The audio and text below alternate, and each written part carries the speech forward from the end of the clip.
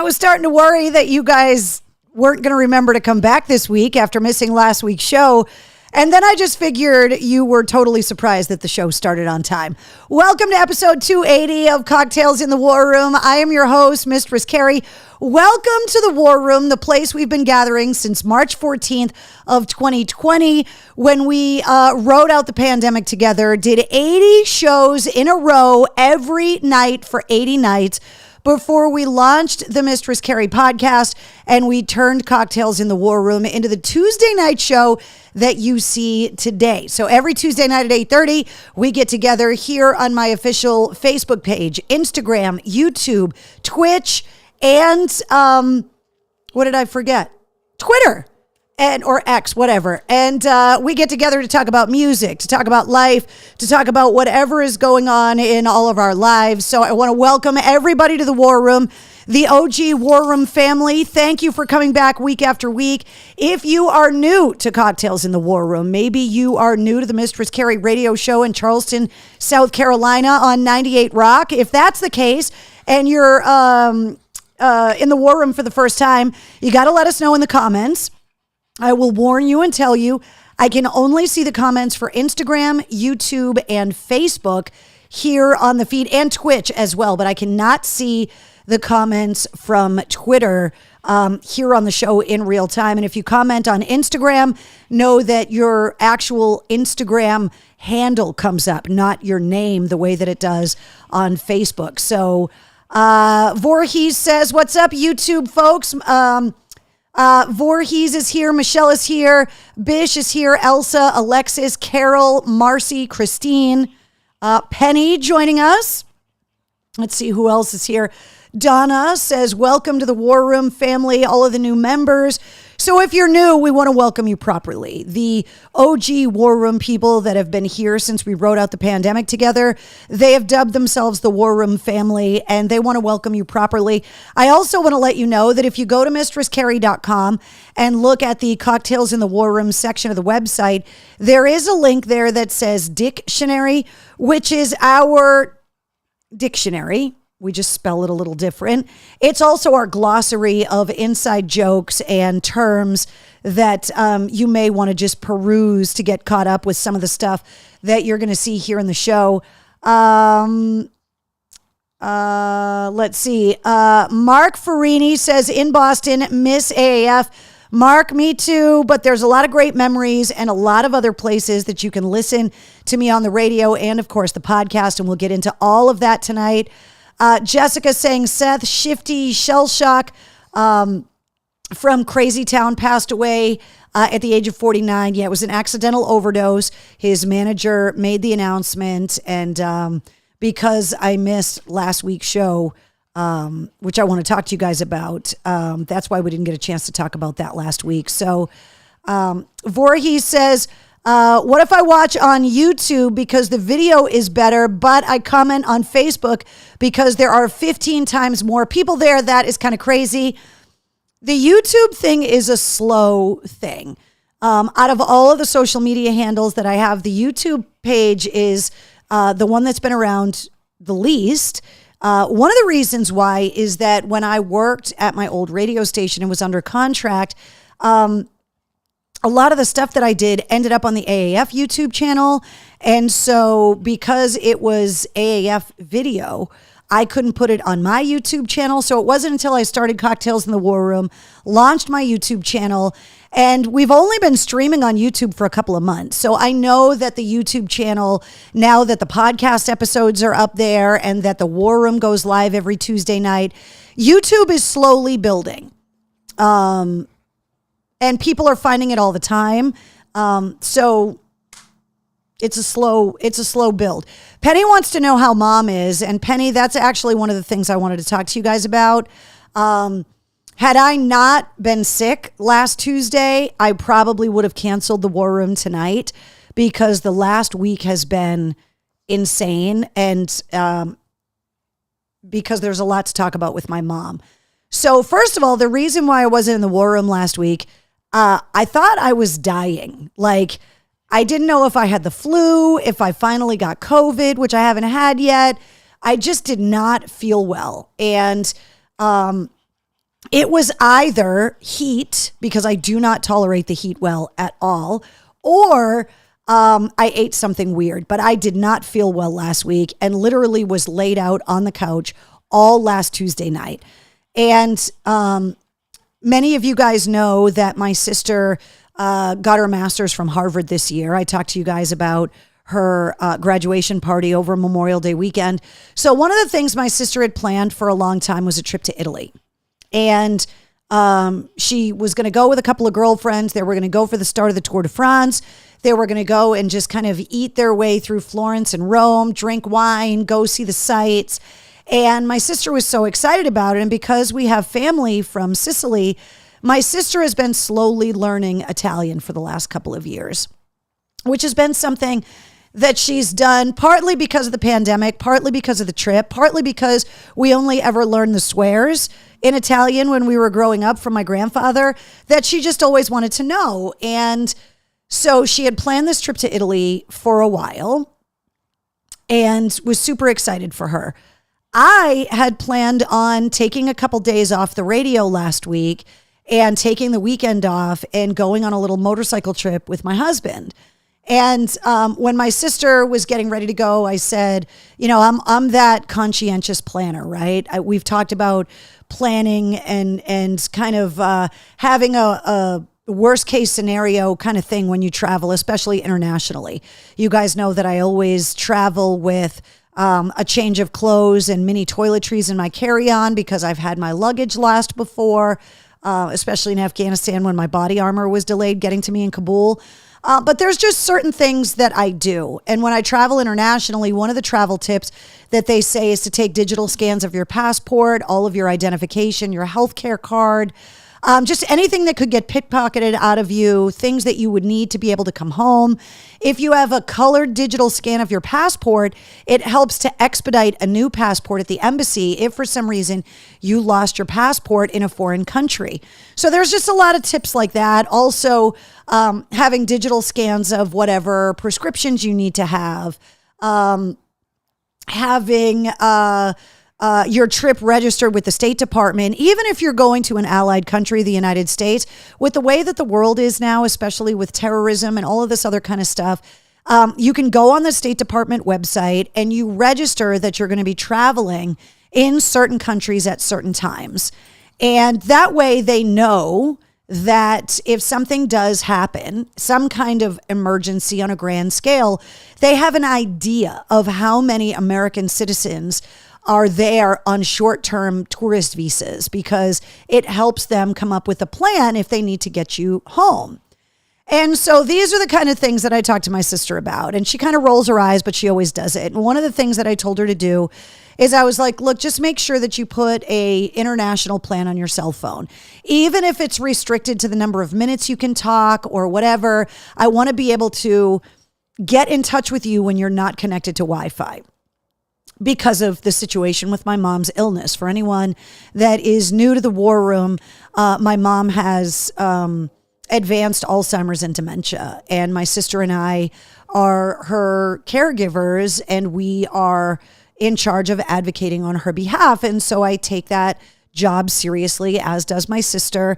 So I was like, do me a favor, just make sure you have an international call plan on your phone, just in case I need to call you. And she was like, yep, no problem. We even both joked that we were going to be both out of the state, even though I wasn't going to be far, for a few days. And it was the first time since my mom got sick that we were both going to be out of the state at the same time, and joked like, you know, nothing better go wrong kind of thing. So I was sick on Tuesday night last week. Wednesday, I still wasn't feeling great, but I definitely felt better. I got a lot of sleep on Tuesday night, napped on the couch when we should have been doing the show last Tuesday for hours. Wednesday, snuggled with me. And then Wednesday, I was working. I was getting ready to take off on Thursday to go on my trip with my husband for a couple days. And I was running some errands and got back to the house. And I got a call from the facility where my mom is that said that she fell and that she needed to go to the emergency room. Now, for any of my extended family or any family friends that may be joining us here in the War Room tonight, you may not have heard this, and for that, I apologize, but the last week has been insane, and I have not been able to call everybody and let everybody know what was going on. So I met the ambulance with my mom at the ER at the hospital on Wednesday night. They were afraid that she may have broken a hip because she fell. And so I called my husband. I went to the hospital, and they did tests and determined that she broke her hip for sure. And so now I'm in the waiting room. My sister is on a plane over the ocean, and the Wi-Fi on the plane wasn't working. So I was trying to message her through every means that I could think of, and she wasn't responding. So I was like, there's no way she's connected to the Wi-Fi on the plane if she's not responding. So then I started kind of, ringing all of the bells with all of the radio stations that I work for, because I was like, okay, this is going to be a thing. So I was at the hospital with her until the middle of the night, Wednesday night into Thursday, came home, got a couple of hours of sleep, had called into work on Thursday. And when I got home in the middle of the night, I had texted my sister and said, when you land and your phone connects, I need you to call me. It's important. So I don't know, it was like 2:00 in the morning. She called me, and she was like, what happened? And so I had to, tell her that my mom fell down, that she broke her hip, which is for anybody that's ever been the caregiver of someone that's elderly, it's like your biggest fear because it's such a dangerous thing to happen. You could sever your femoral artery and you could die from that. It's just a really debilitating injury for someone that's older anyway, never mind someone that also is older with dementia and Alzheimer's. So I had to get my sister on the phone. She was like, I'm coming right home. She literally was still on the tarmac in Italy, hadn't even gotten out to go through immigration customs and get her bag yet. And I was like, hold on a second. Let's just pause. There's no need for you to come home just yet. Like, don't come home because you're sad that, I'm now canceling my weekend away with my husband, because that happened as well. But let's just make sure that this surgery is routine, like the doctors are saying. I'm not going to tell you not to come home if you're worried that something could go wrong with mom, but please don't come home because you think this is a burden on me. Like, you've been dreaming of this trip for so long. I want you to enjoy it. So we had to weigh the pros and cons of surgery for my mom to repair her hip, taking into account her medical history, her disease, her age, obviously, the risk factor involved. And we, take our role as caregivers for my mom really seriously. And so we went through everything with the surgeon. Long-term prognosis, trying to let it heal on its own, just everything. And my mom's quality of life, obviously. And if you know anyone that's ever broken a hip, it's incredibly painful. And so we obviously were taking her short-term comfort versus her long-term quality of life into account. And so we opted to have the surgery for my mom. And so she had that surgery on Thursday. She has been in the hospital ever since. The time that I had off to go on my little mini long weekend vacation with my husband, I spent all of that at the hospital with my mom. Obviously back on the radio yesterday, and she's still in the hospital yet. She has not been discharged to go back to where she lives. And so the last week has been really, really hard. Managing, the reality of my mom's illness and age, the fragility of her health, all of the really hard conversations that you have to have with doctors. I told them I don't want you to sugarcoat anything, because not only are we making decisions about my mom's long-term health, but we're also making decisions about whether or not my sister is going to jump back on a plane and come straight home. We want to know the risks. We want to know everything. And so we went over everything. We went over her all of the dangers. And Bish, you're talking about blood clots. So there's the big three. There's infection, there's pneumonia and fluid in the lungs, and there's blood clots. And those are the biggest concerns, which, by the way, are the biggest concerns no matter what kind of surgery you're having. And so those are the things that they focus on in the recovery, is making sure that, you're avoiding blood clots and that you aren't developing fluid in your lungs, and obviously infection. And so we have been keeping a really close eye on all of those things. My mom has been getting tests. She has received just unbelievable care. You guys know that my mom was a nurse for 50 years. There were some nurses that were there that she knew from work, which was amazing. There were other people that had just heard about my mom that had never worked with her. And just the caregivers, the nurses' aides, the nurses, the doctors, the paramedics who took her there in the ambulance. I cannot stress enough how wonderful and compassionate they all were. Navigating our healthcare system is really, really hard. The caseworkers that have been helping me navigate all of those things have been just so wonderful and understanding. We've asked a lot of stupid questions. We've asked a lot of not stupid questions. And we've been weighing out pros and cons of everything. And, we've been taking into consideration my mom's long-term health wishes, obviously, because she did have the time to write all of those things down. And it's been a really, really hard week. These kinds of injuries are so dangerous for older people, but even more so for older people with dementia, because they don't know what's happening to them. And I can tell you that the confusion that we were anticipating, my mom has been actually really good in the hospital. I don't know if it's been because there's familiar faces. I don't know if it's because she worked in a hospital for so many years that she kind of feels at home there with all of the noises and the beeping and all of that. But she is recovering remarkably well. She was up today. She is obviously sore and tender, but she is on her way to recovery. I'm not sure when she's going to be going home, but this week has been really hard.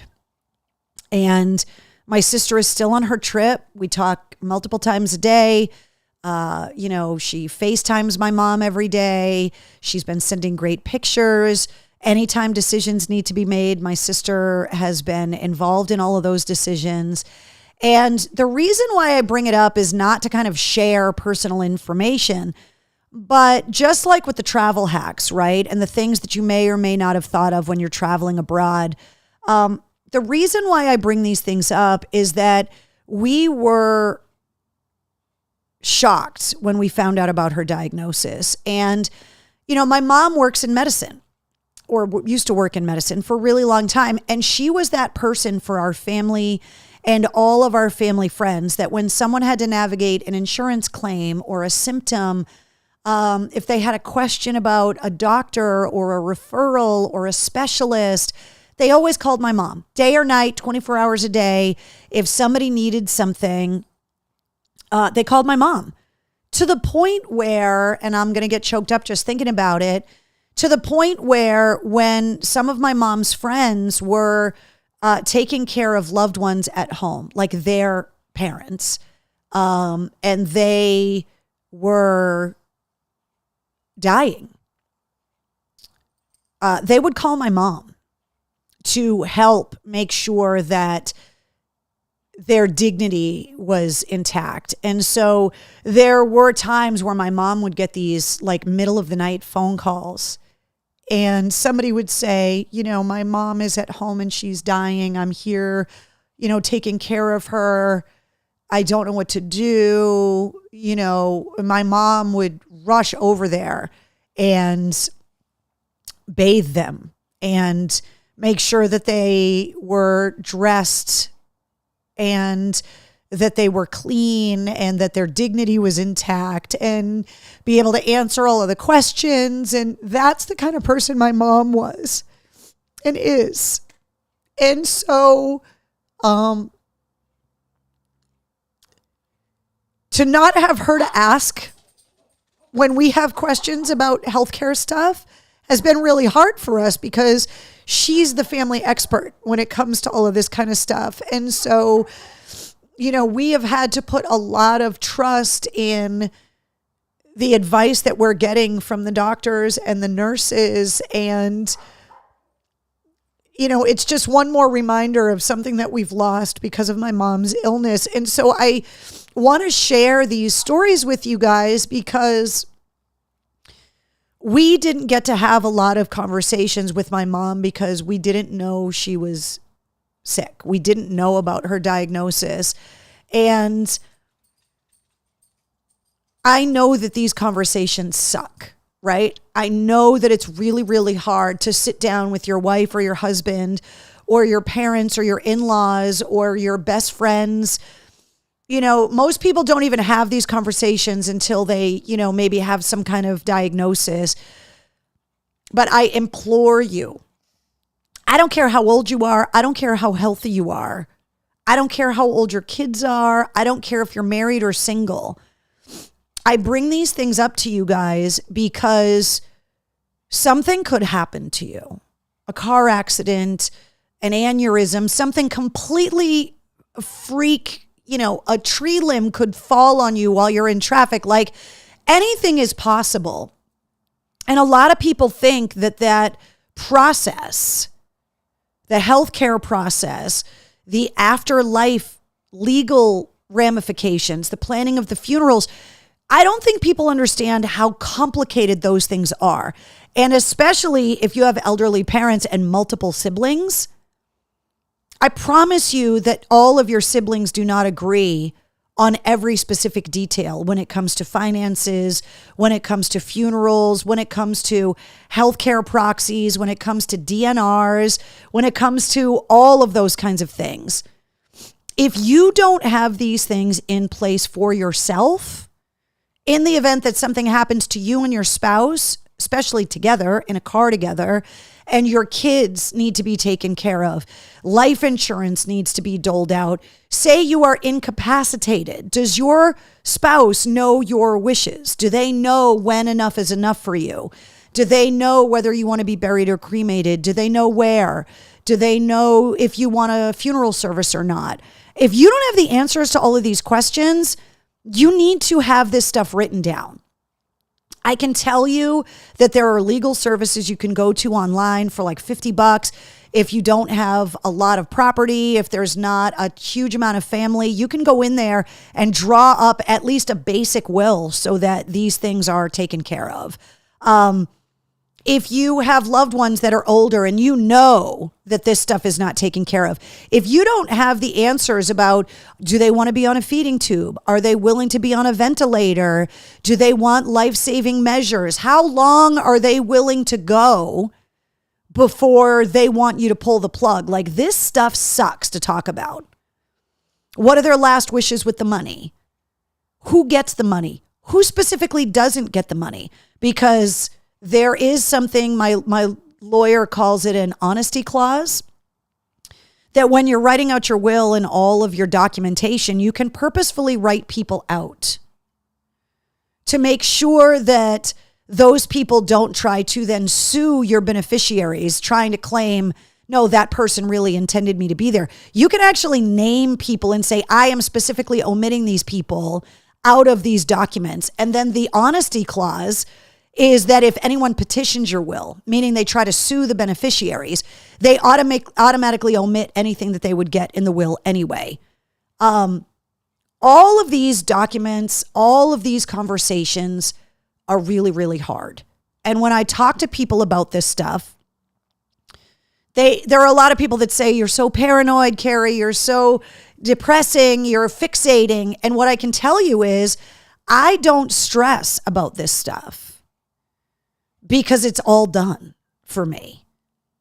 As a single person, before I went to Iraq, I did all of these things at the suggestion of the Army because I owned a home And I had life insurance, and they were like, you should really have all of these documents in place, even though you weren't married, even though you don't have any kids, you should still get this stuff taken care of.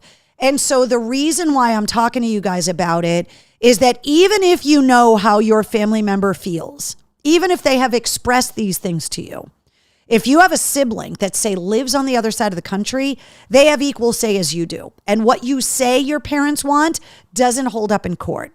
And if your sibling doesn't agree with, say, organ donation or a ventilator or cremation over burial, they can make your life a living hell fighting you in court over this stuff. And for me, when my mom got brought to the emergency room, my sister and I made sure that all of this stuff was taken care of. When I arrived with two things: my identification and a copy of my mother's medical proxy, and walked right in the door because I am the voice that speaks for my mother. And there was no legal question. There was no, hold on, we need to verify this. There was no phone call we need to make. You try to do that at the hospital, if you can't prove you're a spouse, you have to be able to prove that you are the one that is entitled to make those decisions. There wasn't a question. I had my identification and my mother's medical proxy, and that was it. It's so, Heidi says, it was so hard with my mom. I wish that I had the knowledge. My sisters screwed me out of my mom's belongings. This is why I'm telling you guys this. And I'm bringing it up because this week would have been a lot harder on me and my sister if we didn't have all of this stuff taken care of. If we didn't know my mother's wishes, if we didn't know how far my mother was willing to go with her own medical decisions, if we didn't have all these documents in place, there wasn't a question.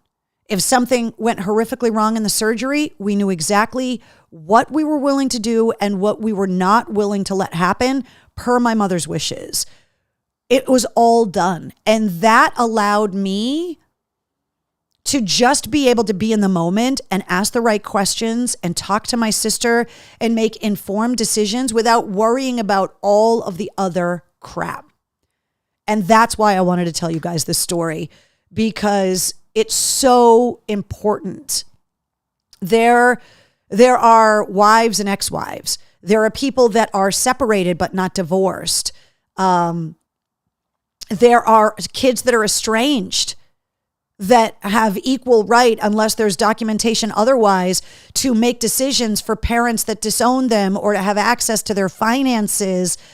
Just all of these kinds of things. And so I bring it up because it's really hard to bring these topics up with the people you love. It's really hard to sit down and go, hey, can we talk about you dying? Can we talk about you being on life support? Can we talk about, what happens to you if you get sick? Can we talk about your money and who gets your house and probate court and power of attorney?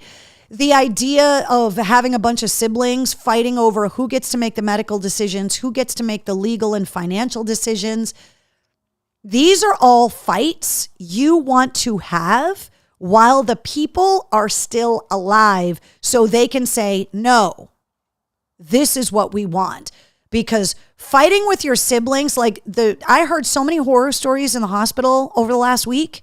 People telling me that my sister and I have done an amazing job just making sure that everything was buttoned up, because we were constantly asking, is there anything else we need to get for you? Is there anything else you need? Do you have questions for us? And they have told me horror stories about parents that live with one of their children, but didn't have a medical proxy and didn't have a power of attorney. And this sibling that lives in California that hasn't come home in 10 years is fighting for a say over the parents' money and over the medical choices. And the child that they live with is like, but they live with me, and they're like, good story, bro. We're all equal siblings because it's not written down. People that were trying to get access to their parents' bank accounts while they were still alive because there was no power of attorney to keep them away from the parents' credit cards and bank accounts. I mean, you don't want to think that the people you love are going to battle over that stuff. But trust me, if you have kids that are under 18 and you think that both sets of in-laws get along really great, let something happen to you and your spouse. And let both of those sets of grandparents battle over who gets to raise the grandkids, under what religion, what school they're going to live, what school they're going to go to, what town they're going to live in, what they're going to do with your house. Trust me, your in-laws and your parents are not going to get along when, you're like, no, we're raising the kid Protestant. Nope, they're going to be Catholic. Like, write it down. We have the internet now where you can do a lot of this stuff legally online. If not, you can get an estate attorney or an elder care attorney, and they can put all of this stuff in writing, and you could probably do it for somewhere between $500 and $1,000, depending on if you own a business, depending on how much property you own, depending on how many siblings there are, depending on if there's minor children or not. Just please do this. Like, please, please, please do this. Because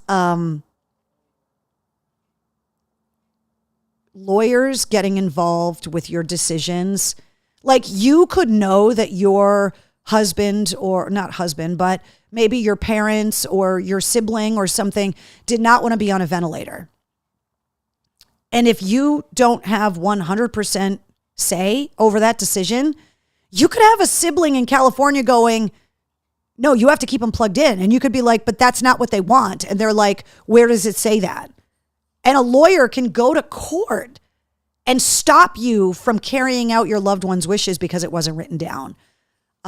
So this week, on one hand, has been excruciatingly difficult. And on the other hand, has proven that my sister and I have done all of the right things, because it could have been so much worse. And so many people in hospital administration, the nurses, the paramedics, when I showed up there with a copy of the proxy, they were like, wow, you're prepared. And I was like, yeah, it's all, here you go. Like, what else do you need? I had a list of my mother's allergies. I had a list of all of the medications she was on. I had a list of all of the surgeries that my mother has had over the years.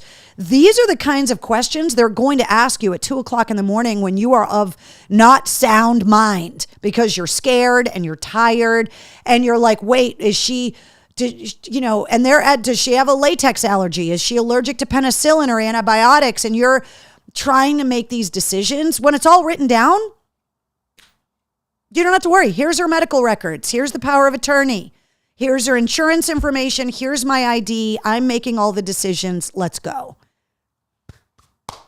And it has made things remarkably easy. I also have a wonderful relationship with my sibling, which I know not a lot of people do. And so my sister and I don't make decisions without each other. I know that's not the case with a lot of other siblings, and that I can't give you advice on how to navigate that when you're trying to get things written down and made legal and you're battling with your siblings over property, decision-making power, whatever. But you guys are commenting faster than I can keep up, but it's horrible how family can turn on each other when something happens to parents. I'm the youngest of 5 and was not part of anything when my dad got sick. Even now, nothing informed about my mom. It's all my older sisters, and it does get frustrating. I applaud you and your sister for going through the stress and having it all under control. You guys, I'm telling you, you might get together at Christmas every year and think everything is fine. Just please. I know that money is tight right now.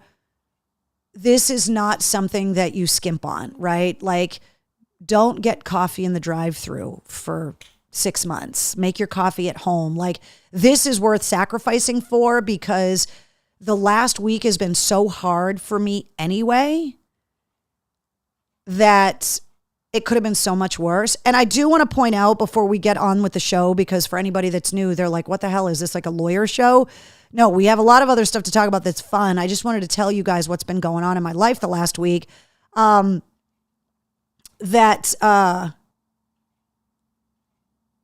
wait, now I just lost my train of thought. Shit, I hate it when that happens. I haven't slept more than 4 hours in a week. I am just out of my mind. Where was I going with that?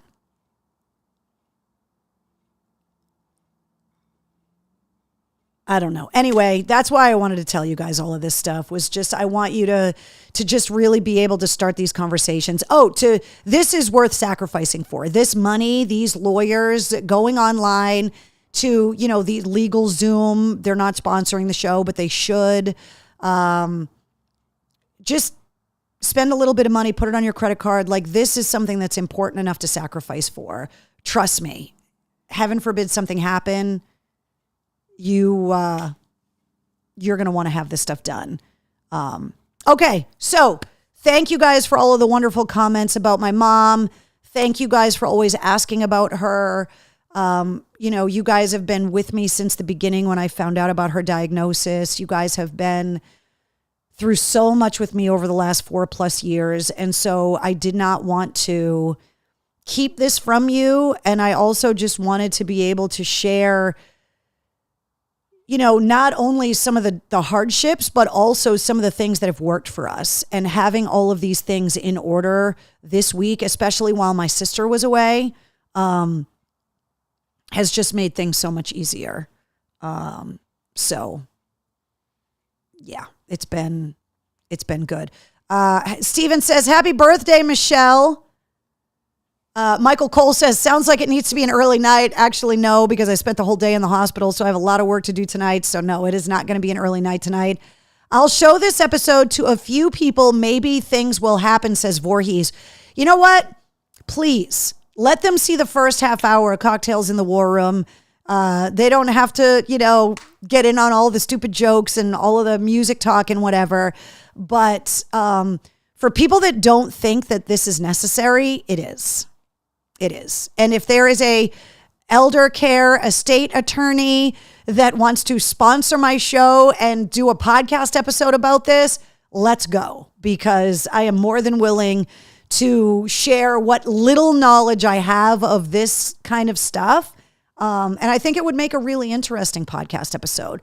By the way, this is why a lot of bands sell their music publishing.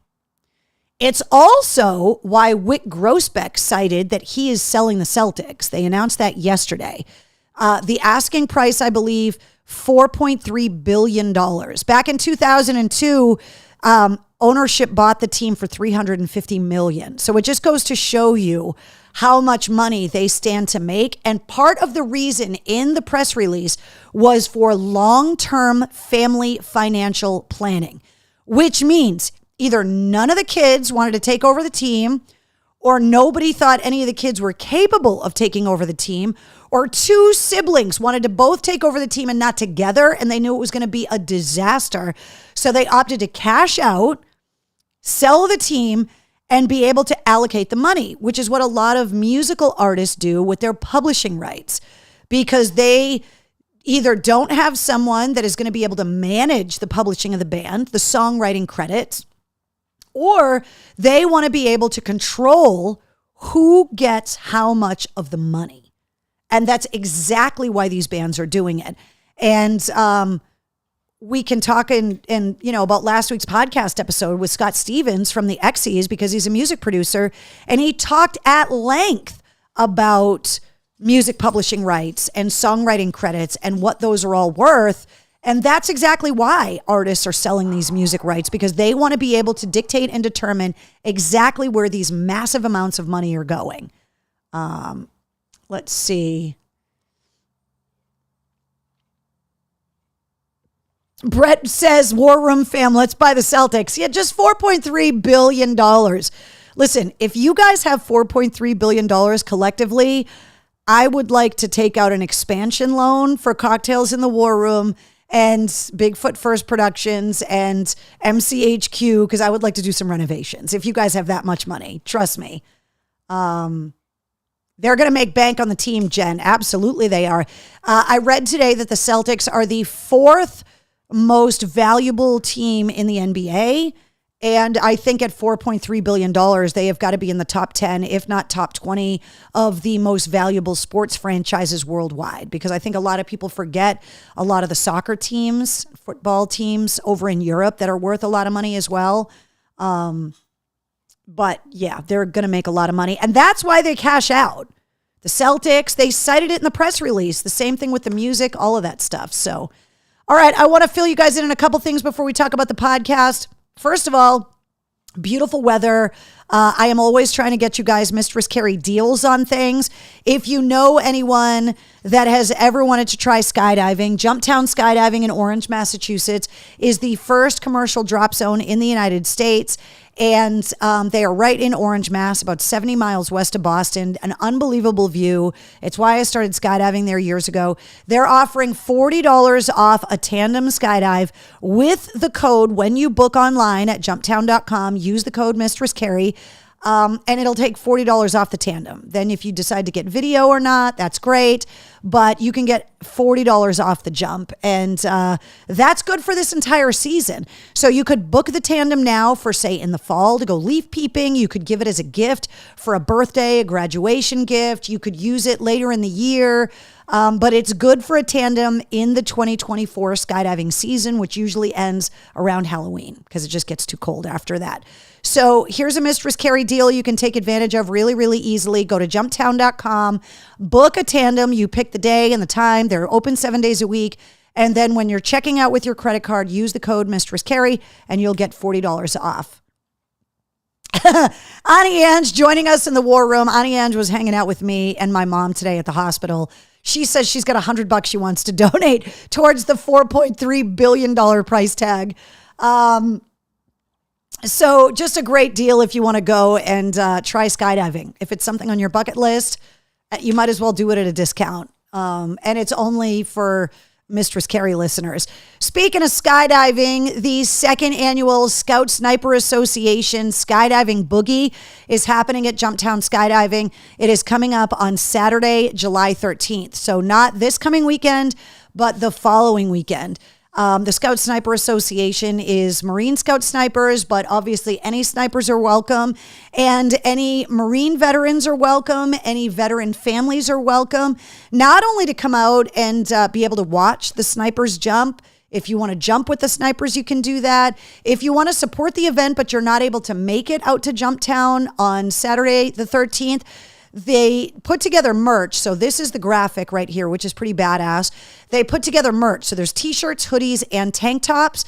And if you go to the event calendar at mistresscarrie.com for Saturday, July 13th, there is a link. You can just buy the merch. You can order it online, order it in your size. They'll ship it right to you.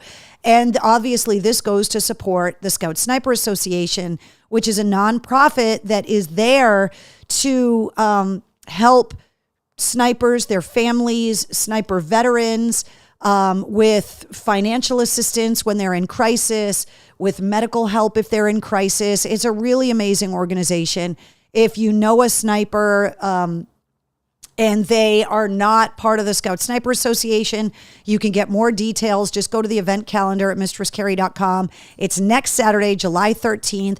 But I would love to get some people out. If you have a motorcycle and you're looking for a place to go ride, Orange, Massachusetts is a beautiful ride.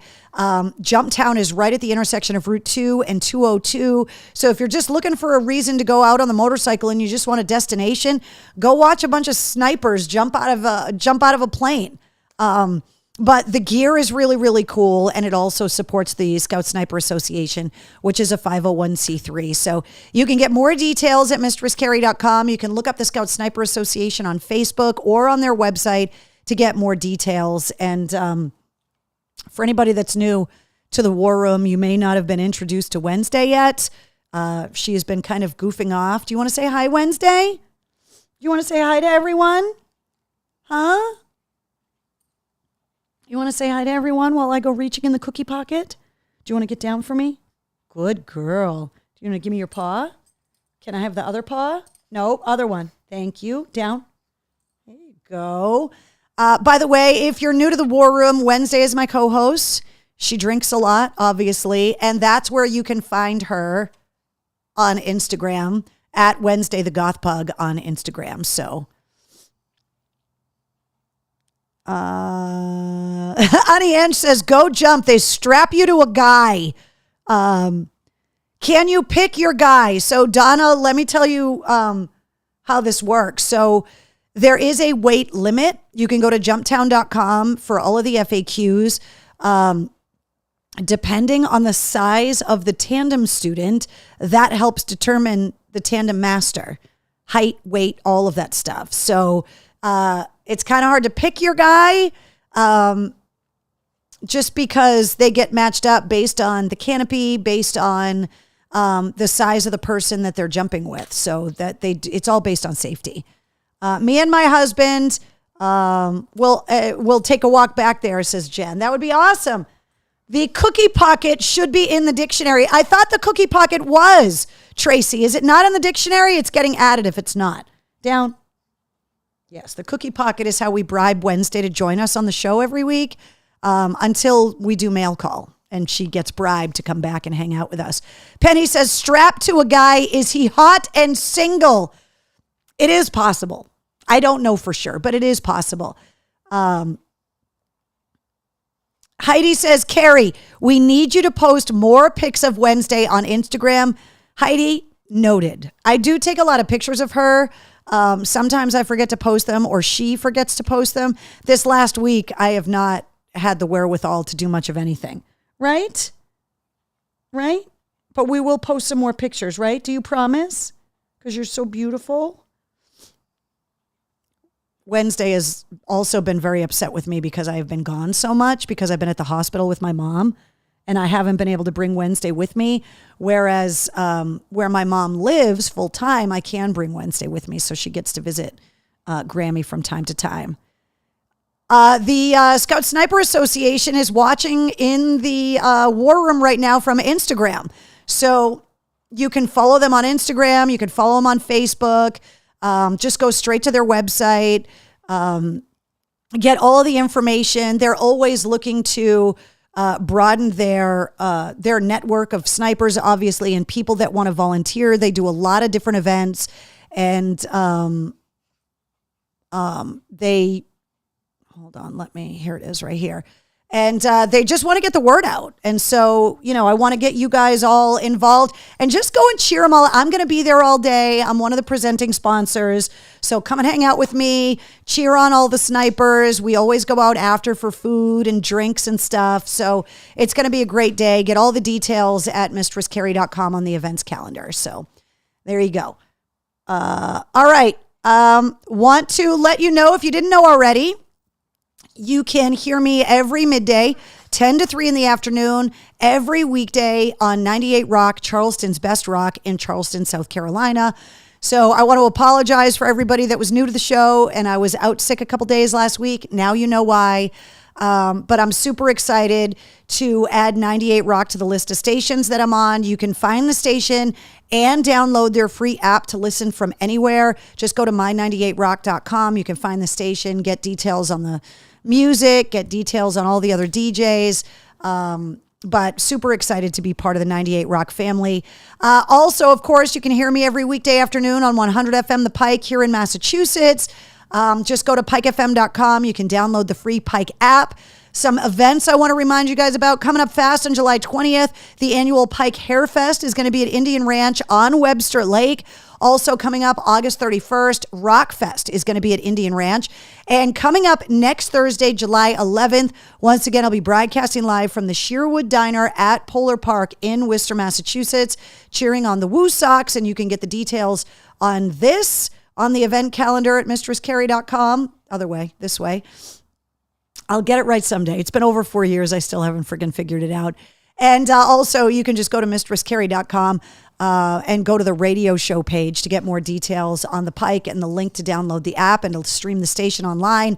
And also, every weekday afternoon, you can hear me on 106.3 The Bone, which is Portland's rock station in Portland, Maine. You can go to 1063thebone.com, download the free Bone app. You can listen anywhere. If you're wondering the kind of music, 98 Rock is a mix of kind of old and new rock. The Pike in Massachusetts is more classic rock. The Bone in Portland is more new rock. So it depends on what kind of music you want to listen to. So Wendy says, considering sending my USMC hubby. Wendy, there's spouses there too. You don't have to skydive. One of the reasons that these events are so great is that it forces a lot of these veterans, regardless of branch, to all hang out together and network. It's a reason for them to talk about their service, to talk about where they were during their deployments, to be able to swap information about VA claims, veteran-owned businesses. A lot of the things we talk about in the Veterans Rock Facebook group that I have on Facebook, it's the same kind of thing, except now all of a sudden they're meeting veterans that are in their area. They're like, oh, dude, I didn't know you served with such and such a unit, and you live 2 towns away. Let's go grab a beer or network, or, oh, hey, I need an HVAC guy. You're also a Marine and you own an HVAC company. Well, I'm going to call you. This networking in person is really, really important, which is why organizations like the Scout Sniper Association do these in-person events and don't just do everything virtually, because it's not just about raising funds, but it's also building the tribe of veterans together so that they know that there's people that care about them, that people that they can turn to, people that they can talk to and share their experiences with. And it's also, as the spouse, it's also amazing to talk to other spouses, because you're sharing information with them too. Your experiences about what it's like when they were deployed, how to answer questions about navigating healthcare for yourself, how to answer questions about the kids, to share resources on that kind of stuff. These events are great. And for civilians, just come and cheer them on, because we're always, as civilians, wondering what we can do to make a difference. This is one of the things you can do. Just come out and support them. Swing by, hang out for an hour, bring the kids. It's really cool to bring kids. There's a big observation area because they love seeing the planes. They love watching the skydivers. So it's really cool that way too. So another place that you can listen to me, 1063thebone.com. in Portland, Maine. Let's talk about the podcast. Obviously, we didn't get to recap the podcast last week, so we've got 2 recaps. One, Morgan Lander from Kitty was episode 211. That episode went live 2 weeks ago. An episode that I was just so happy to do because I've known Morgan since she was 17 years old when the first Kitty record came out. Their new album, Fire, is available everywhere. So that's episode 211. Then last week, episode 212, Scott Stevens from the Exies. And you guys will remember back, I think it was episode 187 or 189, Zach Malloy from the Nixons was on. Those guys with Marty Fredrickson, they're known as the Four Horsemen. And they are these songwriting, like professional songwriters and music producers that are working with all of the big bands in rock right now. I'm talking Shinedown, Theory of a Dead Man, Hailstorm, Daughtry, Aaron Jones, New Year's Day, Lilith Czar, Dorothy, Plush, like so many bands that are on the podcast that are played on the radio right now. These are the guys that are helping the artists that we love write the songs that we love. And so Scott and I went into detail about the songwriting process, about songwriting royalties. He said that was the first time anyone ever asked him in an interview about how music publishing works, about how you divvy up the money that's made off of the song that you helped to write, which is something that you get to keep. So if you had, Freddie Mercury is a perfect example, right? Queen is selling their music rights for $1.27 billion. Well, Freddie Mercury's not alive anymore, but that doesn't mean that his estate doesn't get his 25% of the share of all of the songwriting. So that is something that you can leave to people, those songwriting credits. That's why when Prince died without a will, and he had 6 siblings, 3, I believe, I'm getting this right, 3 full-blooded siblings and 3 half-siblings. And they all had equal claim over Prince's estate, his archives, his property, and most importantly, his publishing, which means the rights to Purple Rain and When Doves Cry and Little Red Corvette. And so 3 of the siblings have retained the publishing directly. The other 3 siblings cashed in for a lump of money and sold their publishing rights to a publishing house who then manages, but the publishing house only owns a percentage, like the ownership of a sports team, so that they then have to negotiate with the other 3 siblings that own the rights. Even Prince didn't have a will.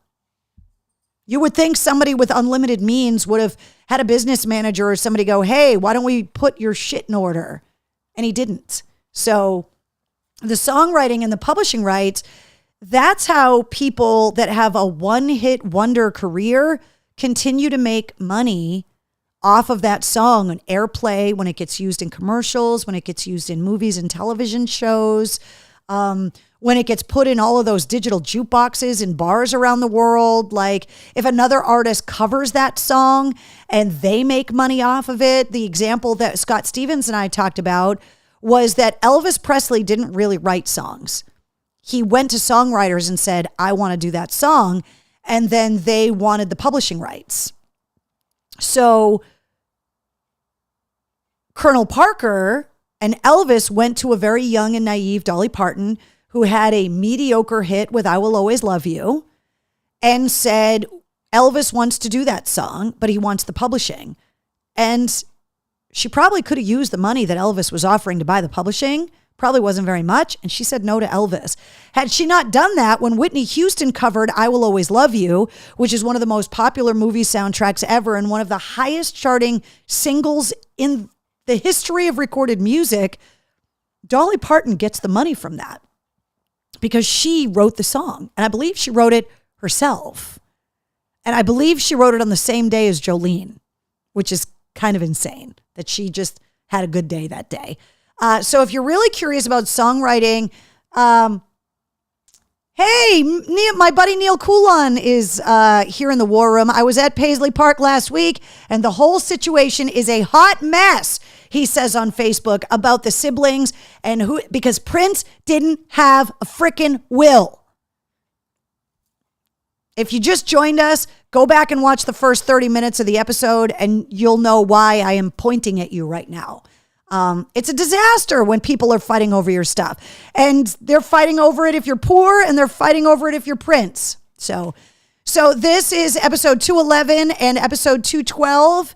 Obviously, all the episodes, you can find them anywhere. This week's new episode, which comes out at midnight tonight, is episode 213, featuring bassist Michael Devin from the Dead Daisies. He was also the bassist in Whitesnake for 10 years. What you may or may not know is that Mike Devin and I grew up in Leominster together and went to high school together.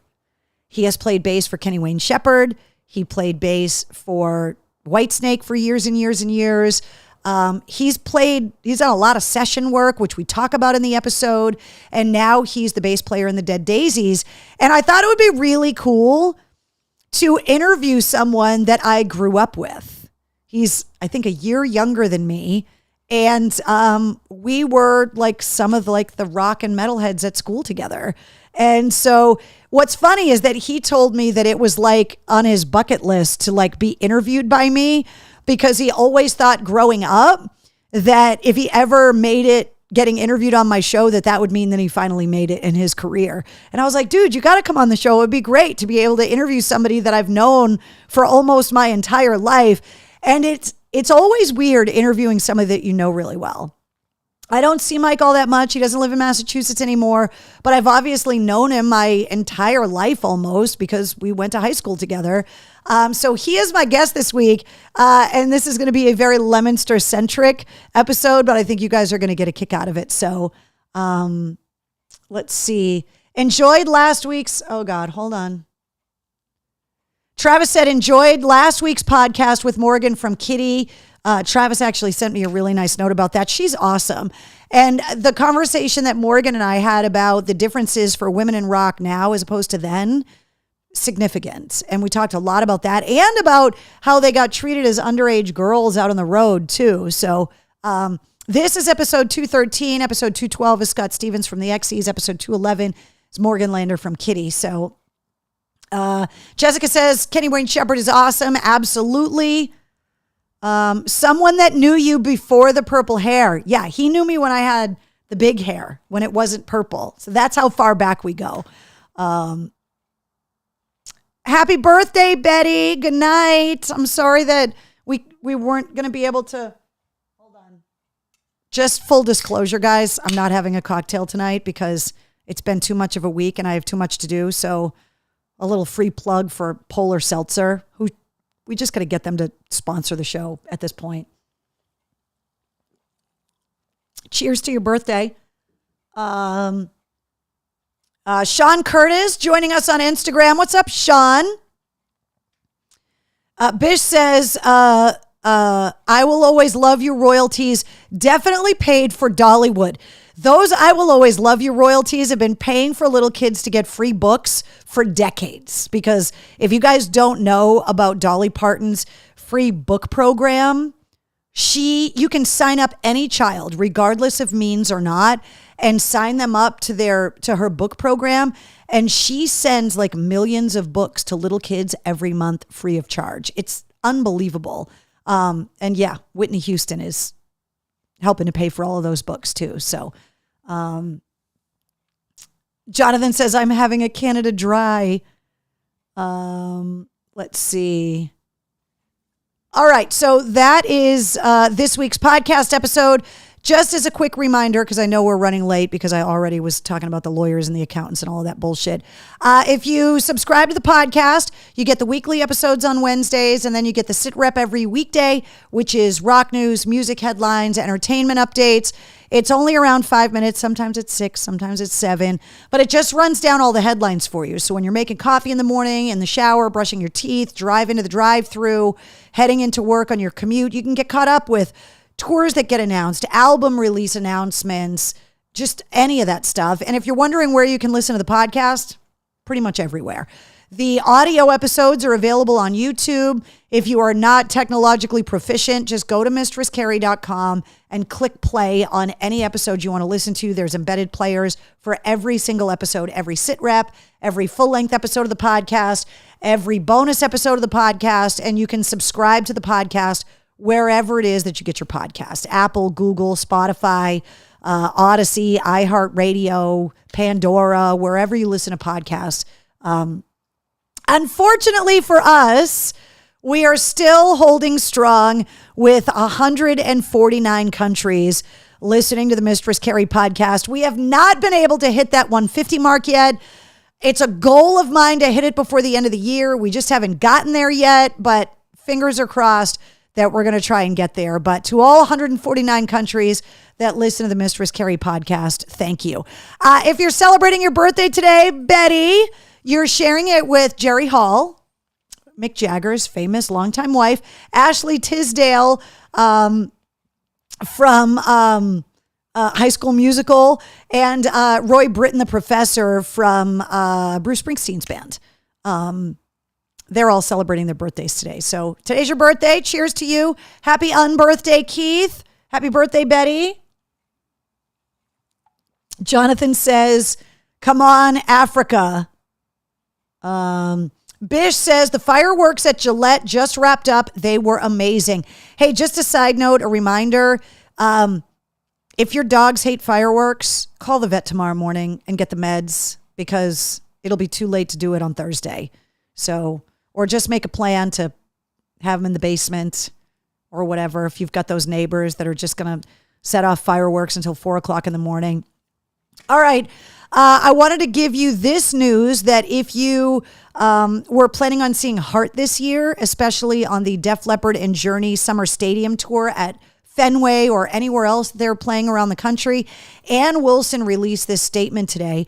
We knew that she had surgery recently, but she didn't say why. Originally, they had said they were canceling the European tour dates so she could recover from the surgery, calling the surgery routine, and that it wasn't a big deal.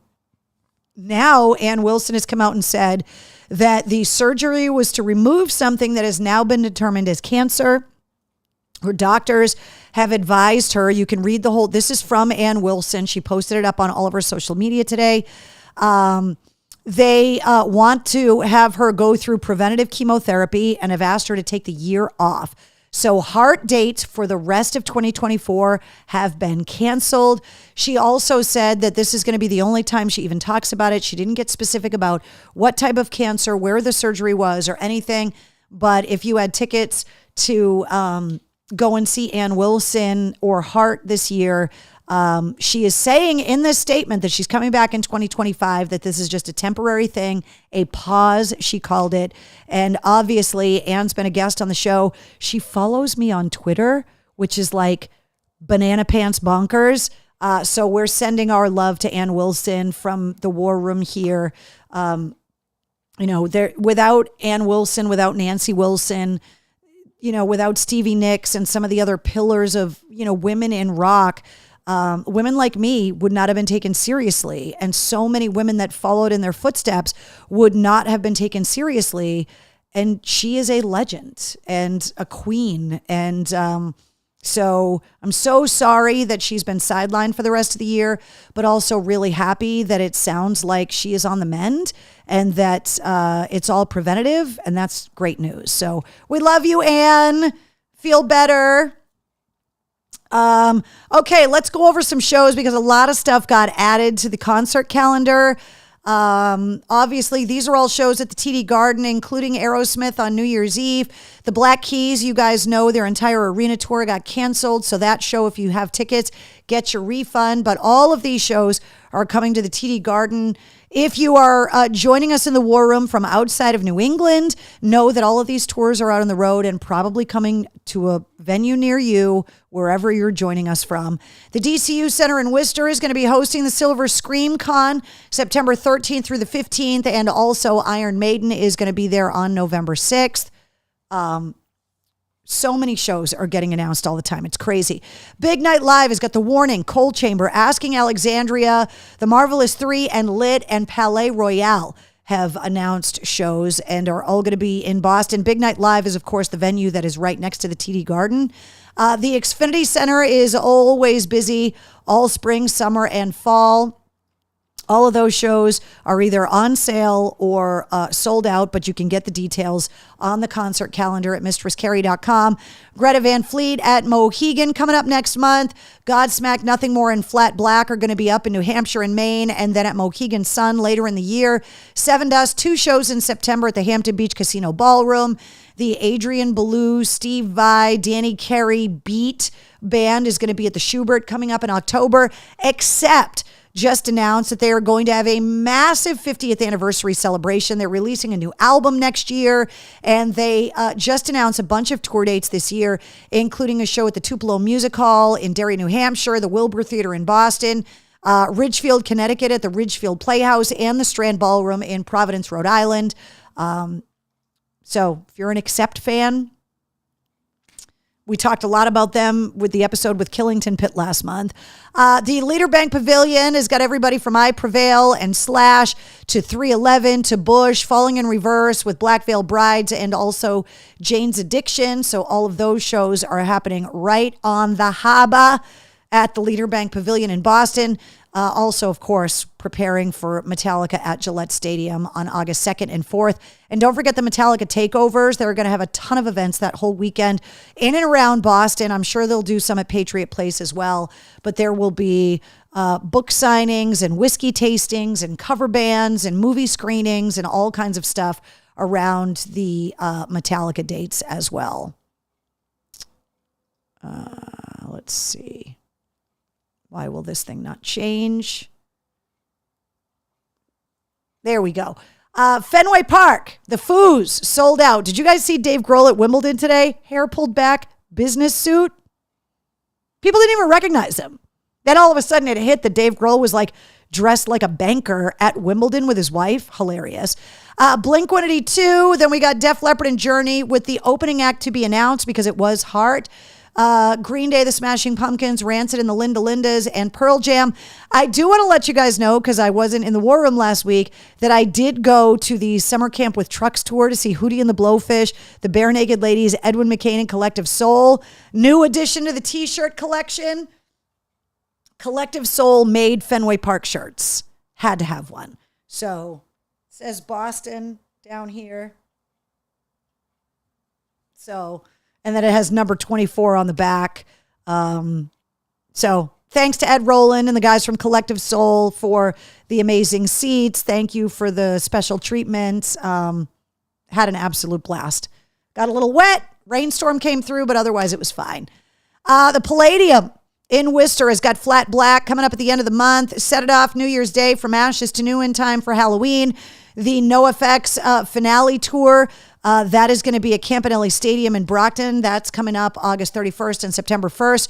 The New England Metal and Hardcore Festival is happening in September at the Palladium as well. Oh, and Wednesday's making her way down because she knows we're getting close to mail call.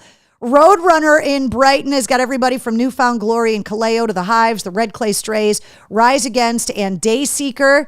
More shows are getting announced too, by the way, for Roadrunners, so make sure you're listening for that. The MGM Music Hall at Fenway, a ton of stuff got added. The Pretenders, Cheap Trick, Taking Back Sunday, Widespread Panic, Kings of Leon, Sting. Sting's on there twice because 2 shows, the 4th and the 6th.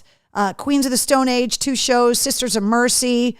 If you don't know what that is, the MGM Music Hall at Fenway is the new concert venue that is down at the end of Lansdowne Street behind Center Field at Fenway Park. House of Blues has got the Struts. That got added recently. Bad Flower. That got added recently. Also, Rival Sons and Clutch, Airborne Toxic Event, Blues Traveler, Hate Breed, and Testament are all coming to the House of Blues. Wednesday, you showed up just in time for mail call. I'm shocked. Coming at the Paradise Rock Club, Keith Wallen from Breaking Benjamin on his solo tour, supporting his solo album Infinity Now, Crown the Empire, the Lemonheads, 2 shows at the Paradise, also Duff McKagan from Guns N' Roses and Gwar all playing at the Paradise Rock Club. Right, Wednesday? You're being such a good girl. Also, City Winery Boston, Robbie Krieger from The Doors, John Cafferty and the Beaver Brown Band, John 5 has got 2 shows, and also Richie Kotzen. All of those shows are up on the events calendar at mistresscarrie.com as well.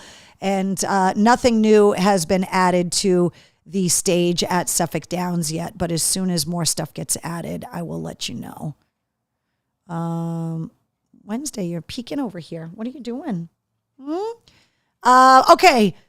New releases coming out on Friday. Not a lot of stuff this week. A ton of stuff next week. This week, Melissa Etheridge, I'm Not Broken, live from the Topeka Correctional Facility comes out, and REO Speedwagon live at is that Rock Palast 1979. So these are really the only 2 rock-related releases that are coming out this week. But next week, new Eminem, Hardy, and Tim Montana are all coming out next Friday, which is huge. All right, mail call this week, which is why Wednesday has joined us, right, Wednesday? Because you know there's something in here because you got mail Wednesday. Are you excited? It says, "Hi, Wednesday. I hope you enjoy the box. I apologized. I haven't sent anything in Mom's mail. I did add something from Mom, though. Enjoy, Carrie. See you soon. Love, Denise." And once again, the card is, you guys know how much I love these cards, is original artwork made by Emmy, who is a patient at Boston Children's Hospital. So I absolutely love that. So I got Mike and Ike's Red, White, and Blue in time for the 4th of July. Wednesday, you can't have these. You can't have these. But Denise, good timing because you got it in here right before the 4th, which is amazing. There is also, I can't believe this. I didn't even know this was a thing. Dunkin' Vanilla Glaze flavored dog biscuits from Milk-Bone. So now not only is my Dunkin' addiction for me, but the Dunkin' addiction is also being shared by Wednesday. Wednesday, can I put your pug cam on? Here, move over. Sit down. Good. No. Do you want to try the Dunkin' Donuts Milk Bones? Oh my God. They're freaking donuts for dogs. I just can't. Okay, back up. No, back up. Sit down. Good girl. Hold on, I'm trying to break the donut Wednesday. It's too big for you to eat all by yourself. Here we go. Want to have some donut? Is that good? Do you like the donut? I think you do. Where do you guys find Dunkin' Donut dog treats? against my better judgment, I'm going to put the full donut on the couch. She's going to make a mess. Yeah. Don't eat it all at once, Wednesday. She obviously likes the donuts.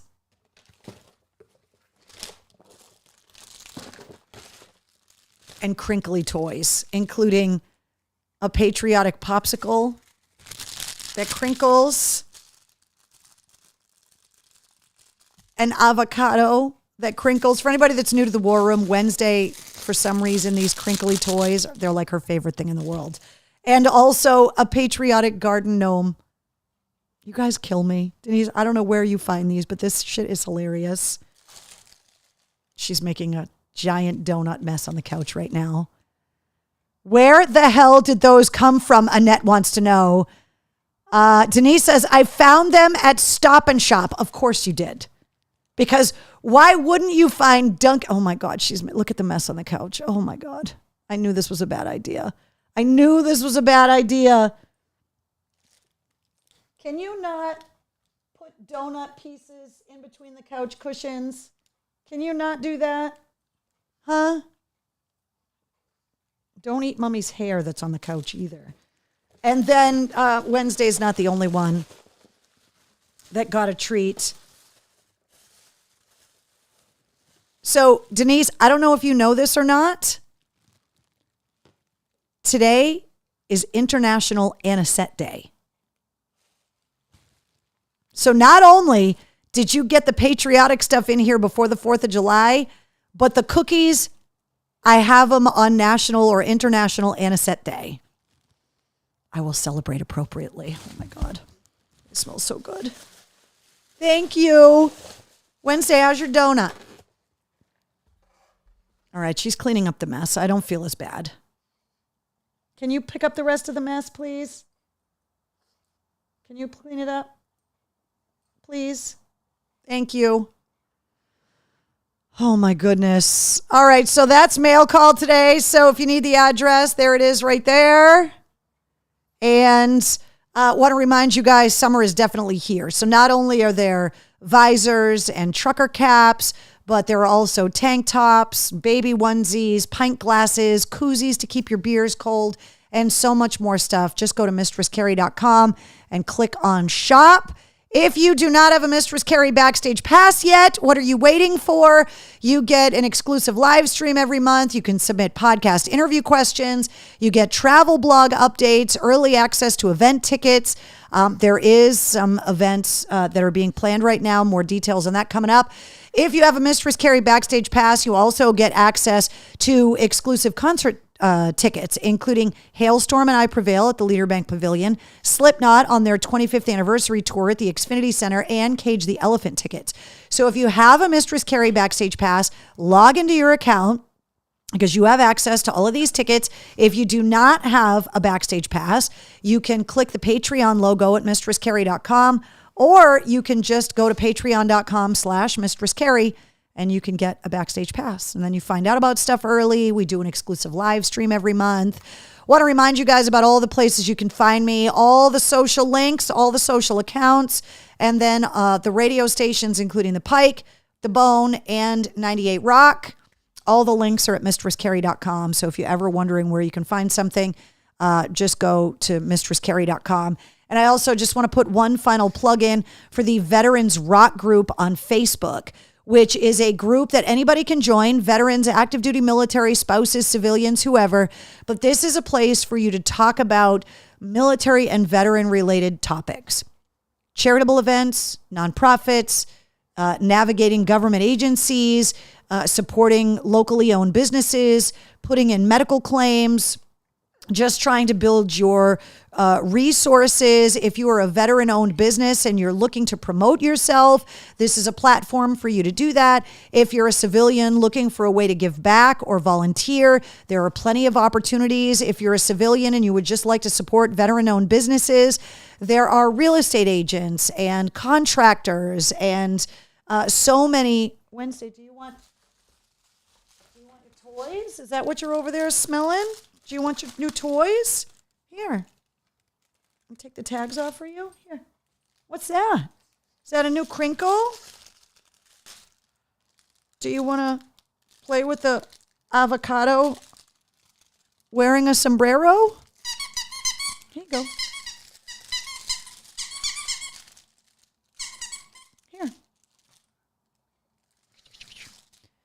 So it's just a great place to go for people that are looking to just network and maybe track down some people you served with. If you have questions about, maybe you're a civilian, but you have a child that is looking into enlisting and you just have questions. The veterans that are in the Veterans Rock group are always willing to answer questions. And if you're a veteran and you just want to network with other veterans, swap war stories, ask for help, figure out, is somebody going to be around at the Legion? Somebody want to go for a motorcycle ride, whatever it is. Spread the word on the Veterans Rock group, because I want to get as many veterans as we can, and as many civilians as we can, to really build this group into a big resource where we can actually use it for good and make positive change. So for everybody that's already a member of the group, thank you. For everybody that isn't, please go there and join this group and get involved in any of the way that you can. Annette says, thanks for the tickets. You're welcome. Denise, no info on the ice cream date yet. Matter of fact, that was on my to-do list last week. And obviously everything got sidelined with my mom. So I am going to get an answer for that soon, because that needs to happen this summer. Bish says, have a great and safe and wonderful 4th of July. Love you too, Bish. Thank you guys for hanging out with me tonight. Thank you for hanging out late night. Share this episode with people that need to hear about all of the legal stuff and all of the health stuff and whatever. This is one of the things that makes the War Room great, is that we're there to support each other, to be able to share experiences and information. And thank you guys for my family, for just being so wonderful and gracious and supportive when it comes to everything that concerns my mom and my family. It really does mean a lot. This has been a really emotional time. The whole time we've been in the War Room, it's been navigating her illness in the early stages, navigating all of the really difficult milestones and really tough decisions. And you guys have been there. I feel like every week I thank you guys for helping me navigate a crisis. But you guys are just continually this amazing source of support for me. And I can't tell you how much I appreciate it. Eddie, what's up, Edwa? So I really, really appreciate all the love and support. It's been really a tough week navigating everything that's going on with my mom. And, just knowing that I have such an amazing support system has always made things a little easier. So have a very safe and happy 4th. Happy birthday, America, you beautiful and imperfect bastard. I will see you guys next Tuesday. Don't forget, episode 213 of the Mistress Carrie podcast, featuring Mike Devin from the Dead Daisies, goes live at midnight tonight. Say goodnight, Wednesday. Thank you for the donuts. Good night, guys. Good night. Say goodnight, Wednesday.